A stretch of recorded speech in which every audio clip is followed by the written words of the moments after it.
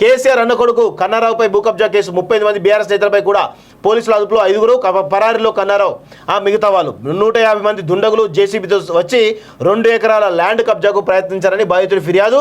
గుడిసెకు నిప్పు పెట్టి ల్యాండ్ టేకర్స్పై దాడి చేశారని ఆవేదన.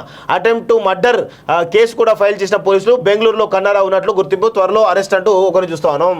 బాబా ఒకసారి ఇది కూడా చదువుదాం, ఎక్కడుంది.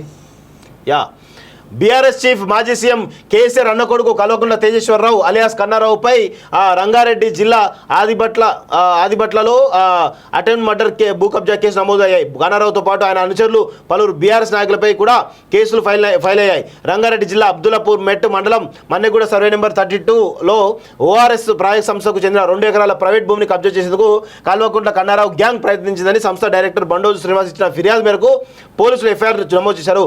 కన్నారావు ఈ నెల 3న ఉదయం 7 గంటలకు 150 మంది దుండగులు జేసీబీతో తమ కంపెనీ ల్యాండ్లోకి వచ్చి ఫెన్సింగ్ తొలగించి హద్దురాలు పాతారని, భూమి చుట్టూ ఉన్న ఫ్రీ కాస్ట్ వాల్స్ కూల్చివేశారని ఫిర్యాదులో బండోజు శ్రీనివాస్ పేర్కొన్నారు.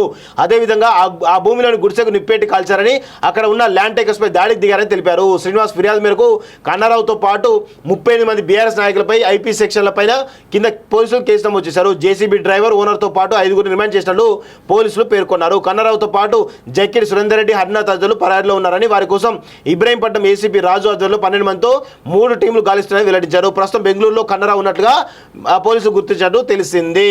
సో రాసి పెట్టుకోండి మిత్రులారా, ఇక కన్నారావు వీళ్ళంతా కూడా ఈరోజు వీళ్ళన్ని కబ్జాలు కూడా ఒక్కొక్కటి బయటపడతాయి. ఖచ్చితంగా అందరి చుట్టూ కూడా ఉచ్చు బిగించే అవకాశం అయితే కనబడతా ఉంది.